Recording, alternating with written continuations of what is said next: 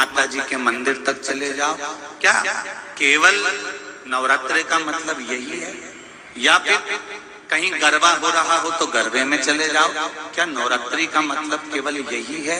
या घर में जोत लगा लो, नवरात्रि का मतलब यही है? अगर नवरात्रि का मतलब जानना है तो आपके मन में एक विचार आना चाहिए कि ये नवरात्रि केवल घट स्थापना के लिए नहीं होती है, ये नवरात्रि हमारे भीतर एक नारी के सम्मान के लिए प्रकट होती है कि नारी का सम्मान कैसे। फूल कमल के हो, जो मिल जाए, परंतु एक जैसे फूल होना चाहिए। ये नहीं कि आज तुमने गुलाब का चढ़ाया, कल कमल का चढ़ा दिया, परसों गेंदा का चढ़ा दिया, नरसों चमेली का चढ़ा दिया, फिर रात रानी का चढ़ा दिया। ऐसे फूल ना चढ़ाए, एक जैसे फूल 9 दिवस तक।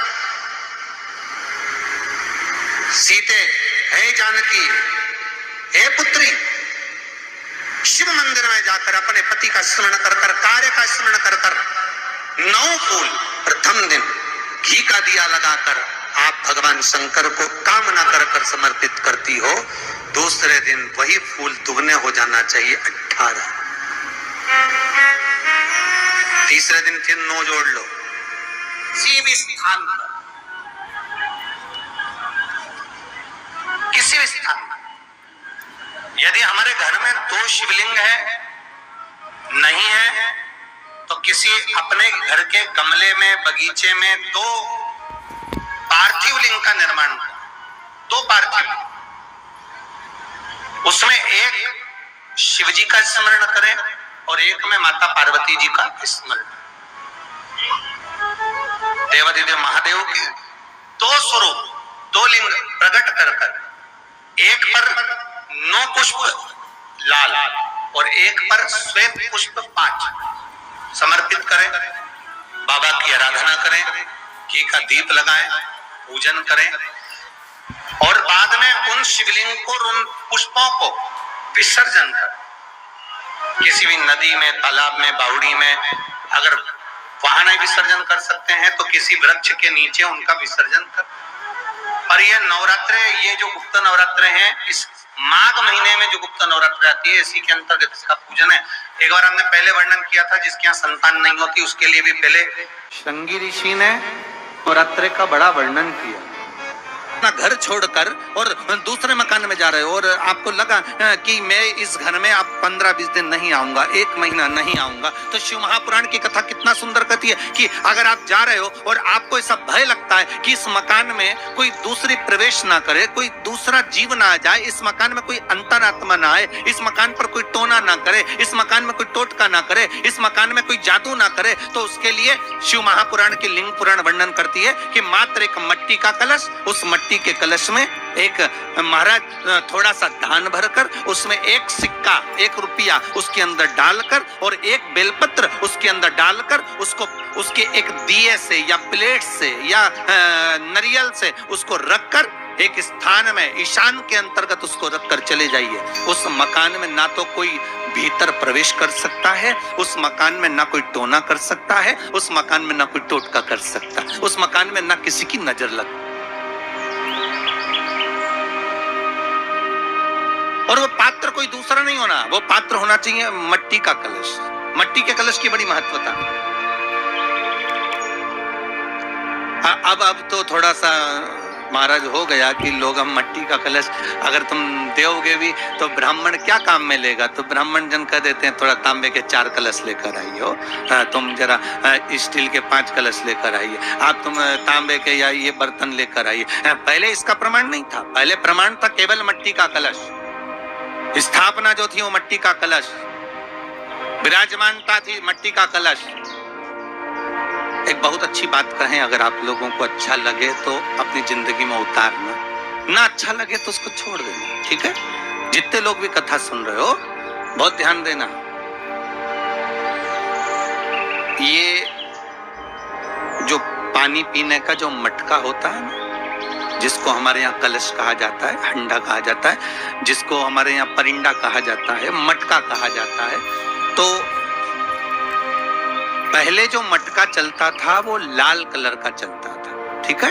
उस पे कलाकृति करते थे लोग, उस पे डिजाइन करते थे। आपके यहाँ भी होगा, जितने लोग कथा सुन रहे हो ना, आपके यहाँ भी मटका होगा, लाल कलर का चलता है। अभी अभी जो मटका चल रहा है ना, उसका कलर चेंज कर दिया गया। कौन सा कलर का हो गया? वो काले कलर का बेचने लगे। तो वो बेचने वाला क्या कहता है कि साहब ये सफेद, ये लाल जो मटका है ना, इस मटके से मजबूत अगर कोई मटका है तो वो काला है।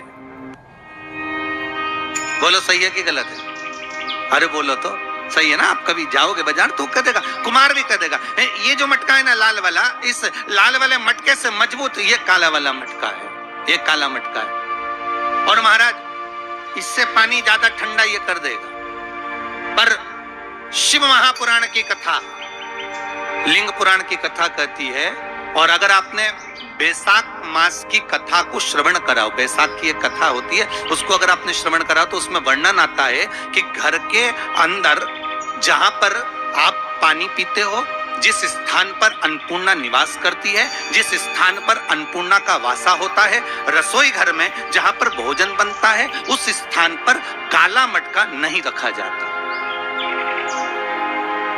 काला हंडा, काला मटका उस स्थान पर नहीं रखते। पर आज फैशन के हिसाब से, अरे साहब वो ये मटका थोड़ा कम ठंडा पानी देगा तो ये मटका ज्यादा ठंडा पानी देगा, तो उसको काले मटके को रखे। पर हमारा शास्त्र कहता है काला मटका लोग रखते कहाँ थे? पहले जो शास्त्र रीति थी, उस काले मटके को रखते थे जब मकान बनता था, जब प्रॉपर्टी बनती थी, जब जमीन बनती थी, जब जायदाद बनती थी, संपदा बनती थी, तो उस स्थान पर उस काले मटके को केवल नजरोटे के लिए, केवल हाय के लिए, केवल नजर के लिए रखा जाता।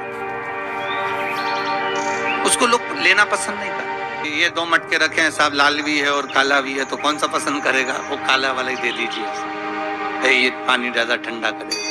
उसकी एक कलश में जल भर कर रख लीजिए और रात भर उसको रखे रहने दो। नवरात्र चल रहा है, उस कलश को रात भर रखकर सुबह सुबह उस कलश में एक बेलपत्र डालकर उस जल को नीम के पेड़ के नीचे, जहां नवरात्रि में नीम के पेड़ के नीचे सारी विद्याएं, आद्य शक्तियां, सारी देवी उस नीम के पेड़ के नीचे विराजमान रहती हैं। उस कलश में एक बेलपत्र डालकर रात भर रखकर उस जल को पूरे घर में घुमाकर उस नीम के पेड़ के नीचे समर्पित कर दीजिए। महाराज घर में भय लगना बंद हो जाएगा, कोई बड़ी बीमारी आपको घेरेगी नहीं और उस बीमारी से, उस रोग से आप मुक्त रहेंगे। उस एक लारा आम के जो पत्ते जिस डाली में लगे होते हैं, कच्चे सूत से लपेटकर 11 बार उसका भाग, जब उसको लपेट लोगे इस तरह से इकट्ठा करके, आगे का जो भाग है 11 बार कच्चा सूत लपेटने के बाद जो भाग पीछे का आगे का कोई भी हो, उसको शहद में डुबाकर शिव जी को समर्पित कर दो। किस जगह पर रखना है?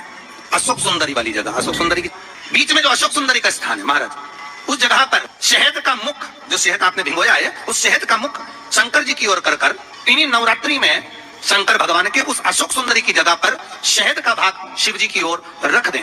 महाराज अगर घर में संपदा की कमी हो या कोई पैसा खा गया हो, रुपया नहीं दे रहा हो,